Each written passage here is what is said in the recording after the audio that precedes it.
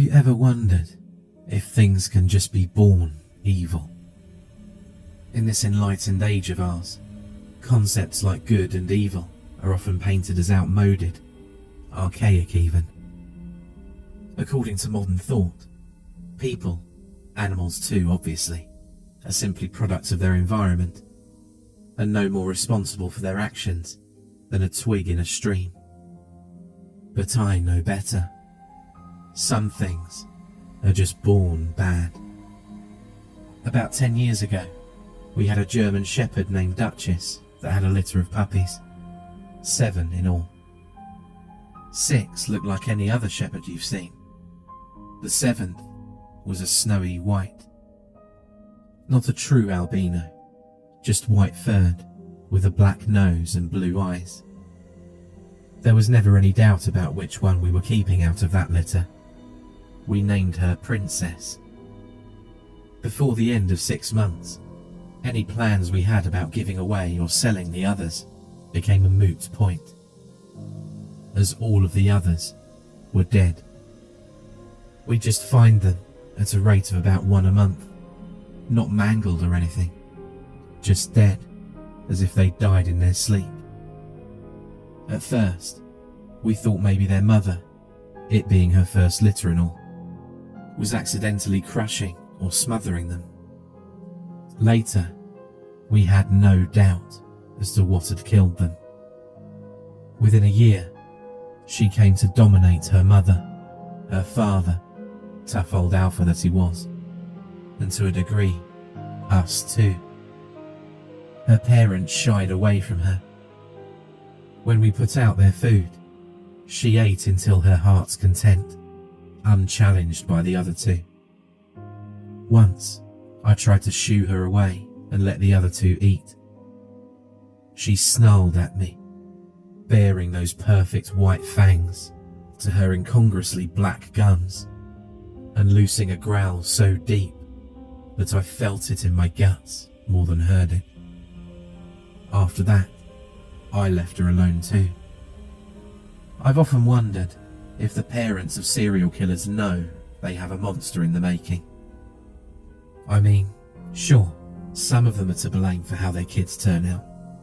Products of screwed up households with systematic abuse of all possible flavours. But then, there are the ones that seem to be true aberrations. It's those families I'm curious about. Do they smile and laugh and pretend that everything's fine? I know that we sure did. We downplayed the weirdness around Princess, tried to rationalise her behaviour, the bizarre things she'd do, like killing rabbits and leaving them hung up in the bushes behind our house. Some dogs do that to show they love you, cats too, my father would say. To them, it's just bringing you food. To me, it looked like she was taunting us. Just like the puppies years earlier. Not one of those rabbits ever had a mark on it. Princess, just like her mum and dad, was well looked after and never hurt for a meal. So it wasn't as if she was hunting for food. Her numerous kills were always untouched. No, the only thing I ever saw her eat was a kitten. We had some feral cats in the woods around our house, and one mama cat had a litter in our tool shed. Feral really is stretching it.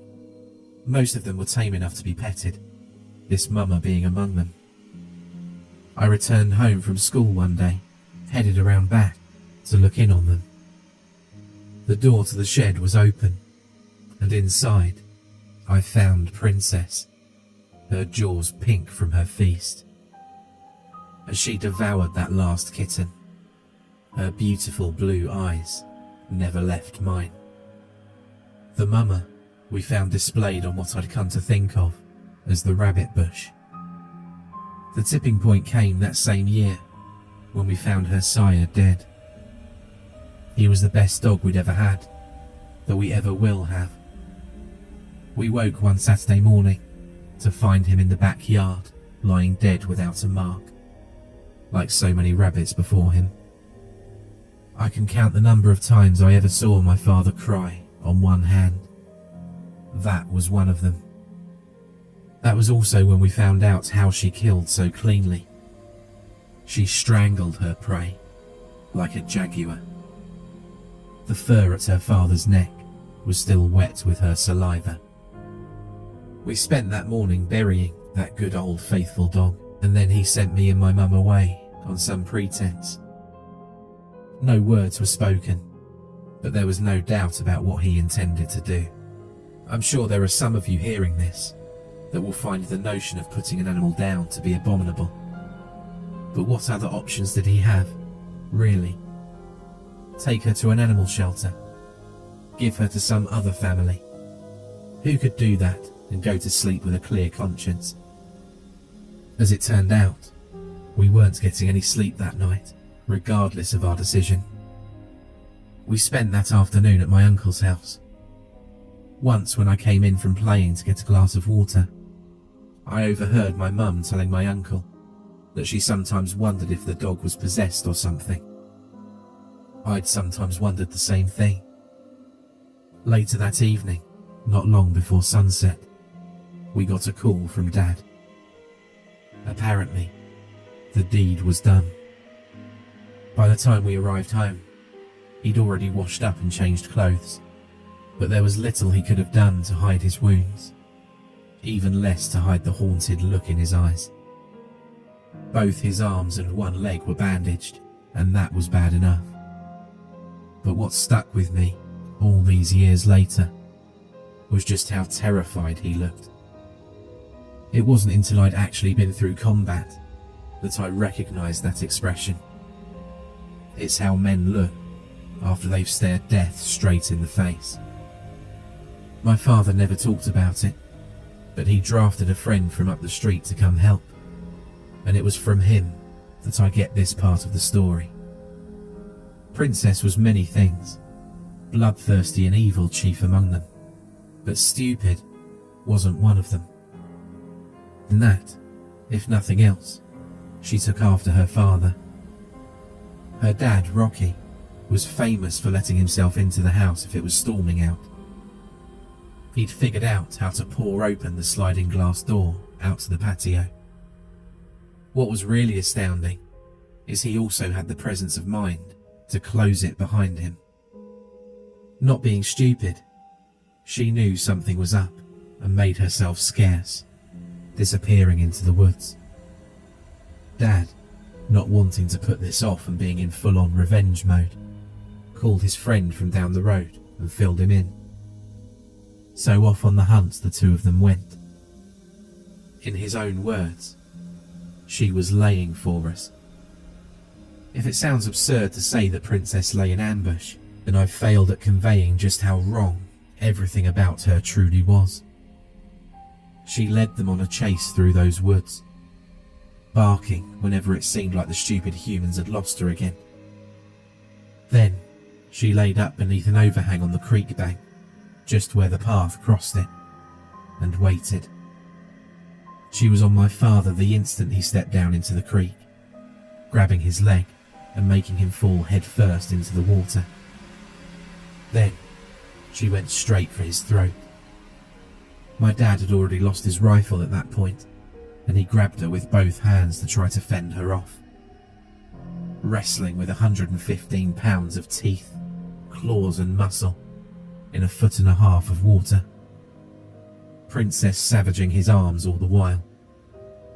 At some point, he managed to work his legs up between him and the dog and kick her away from him, providing his friend with a clean shot, which he took, catching Princess through the chest.